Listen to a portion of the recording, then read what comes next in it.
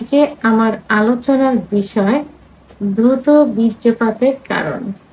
দেশের এবং প্রবাসের ভাই বোনদের প্রতি সালাম। আসসালামু আলাইকুম। আমি প্রভাষক ডাক্তার রিক্তা পারভিন, হোমিওপ্যাথি এবং আয়ুর্বেদিক চিকিৎসক। বাংলাদেশ সহ এশিয়া মহাদেশের এমনকি আমাদের প্রতিবেশী রাষ্ট্র ভারতবর্ষের অধিকাংশ পুরুষই যৌন অক্ষমতায় ভুগছেন। আর এই যৌন অক্ষমতার মধ্যে প্রধান যে সমস্যাটা দেখা যায় সেটা হলো প্রিমেচিউর ইজাকুলেশন বা দ্রুত বীর্যপাত। প্রত্যেকটা পেশেন্টেরই অর্থাৎ রোগীরই স্বামী স্ত্রী, স্বামীর অভিযোগ থাকে একটাই যে আমি স্ত্রীকে সময় দিতে পারি না। স্ত্রীর অভিযোগ থাকে একটাই, স্বামী দীর্ঘ সময় সহবাসে লিপ্ত থাকতে পারে না। অর্থাৎ স্বামীর বীর্যপাত হয়ে যায়, আমার তখন মনে হয় শুরু হচ্ছে, আবার এমনও হয় যে আমার শুরু হয় না, স্বামীর আগেই হয়ে যায়। তো যৌন মিলনে আমরা কোনো সুখ পাই না। এখন কিন্তু মহিলা পুরুষ উভয় কিন্তু সচেতন। পূর্বে এমন ধারণা ছিল যে যৌন মিলনটা আসলে পুরুষদের জন্য। এটা মহিলাদের এই ধারণা ছিল না যে তাদেরও যৌন মিলনে একটা তৃপ্তি আছে। অর্থাৎ ধারণা ছিল যে বিয়ে, বাচ্চা, সংসার। কিন্তু এখন ইন্টারনেটের যুগে সব কিন্তু চেঞ্জ হয়ে গেছে। কারণ টাচফোন পুরুষ মহিলা, ধনী গরিব সবার হাতে এখন, সবার নাগালের ভিতরে চলে আসছে। যে কারণে সব বিষয়ে এখন সচেতন। আর যৌন মিলনটা যে একটা জৈবিক চাহিদা এটা সবাই এখন বুঝে গেছে। যে কারণে স্বামী স্ত্রী উভয় সুখ চায়। স্ত্রী স্বামীর কাছ থেকে, স্বামী স্ত্রীর কাছ থেকে।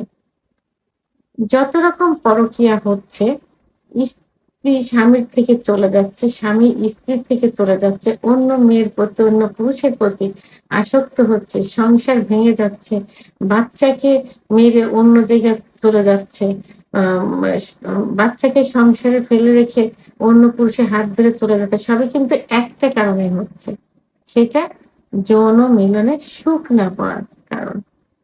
টাকা পয়সা বাড়ি গাড়ি এখন কিন্তু মুখ্য বিষয় না, এখন যৌন মিলনের সুখ পাওয়াটাই মুখ্য বিষয়। আর এই সুখটা পেতে চায় দীর্ঘ সময় সহবাসে লিপ্ত থেকে। মেয়েদের সবসময় একটাই চাহিদা থাকে যে তার স্বামী অধিক সময় সহবাসে লিপ্ত থাকুক এবং তাকে বেশি করে আদর করুক। একজন পুরুষও চায় যে সে দীর্ঘ সময় সহবাসে লিপ্ত থেকে নিজের সুখ পাক, স্ত্রীকে সুখ দিক। কিন্তু দ্রুত বীর্যপাত এমনই একটা সমস্যা হয়ে গেছে যে যেটার কারণে এই যে স্বামী স্ত্রী অশান্তি, সামাজিক পারিবারিক ভাবে অশান্তি ইত্যাদি হয়ে যাচ্ছে। তো এখন এই যে দ্রুত বীর্যপাত, এই দ্রুত বীর্যপাতটা আমরা কোনটাকে ধরবো?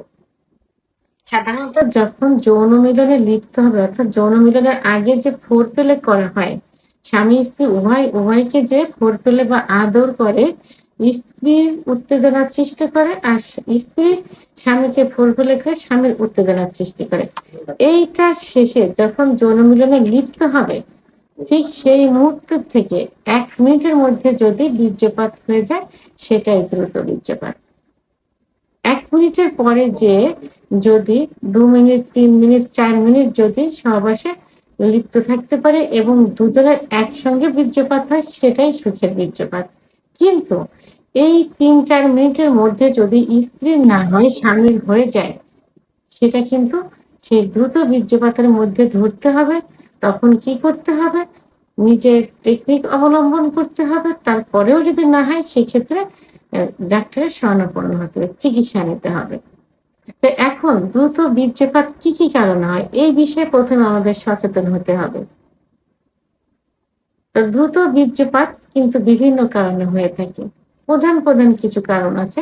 আমি সেই প্রধান কিছু কারণ আজকে আলোচনা করব। এর মধ্যে মানে অর্থাৎ প্রধান যে কারণটি, সেটা হলো যে যদি কোনো দম্পতি প্রথম সহবাসে লিপ্ত হয়, অর্থাৎ স্বামী যদি বিয়ের পূর্বে কখনো কোনো যৌন মিলনে লিপ্ত হয়নি, ১ম এ যৌন মিলনে লিপ্ত হচ্ছে, তখন কিন্তু খুব দ্রুতই বীর্যপাত হয়ে যাবে। অর্থাৎ তার কোনো এক্সপেরিয়েন্স নেই, কোনো প্রস্তুতি নেই, আগের কোনো আম আ অভিজ্ঞতা নেই।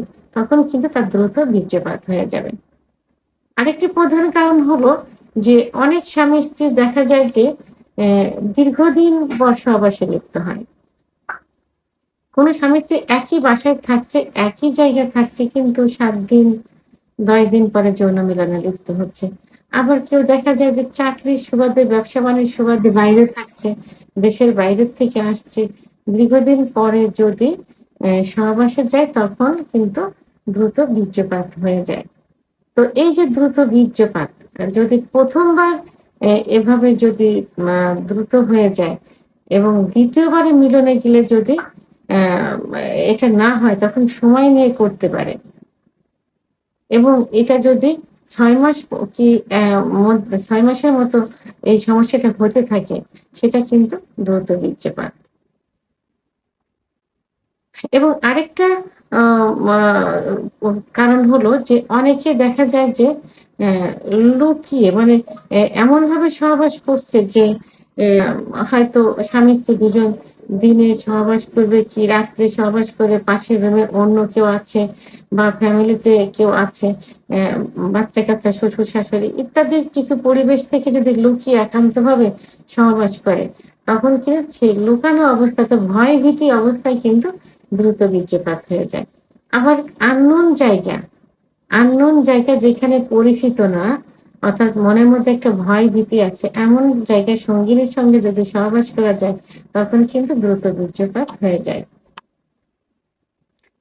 এবং আরেকটা সমস্যা হলো যে যদি স্বামী-স্ত্রীর সঙ্গে নতুন পজিশনে সহবাস করতে যায়, তাহলে নতুন পজিশনে সহবাস করতে গেলে কিন্তু দ্রুত বীর্যপাত হয়ে যাবে।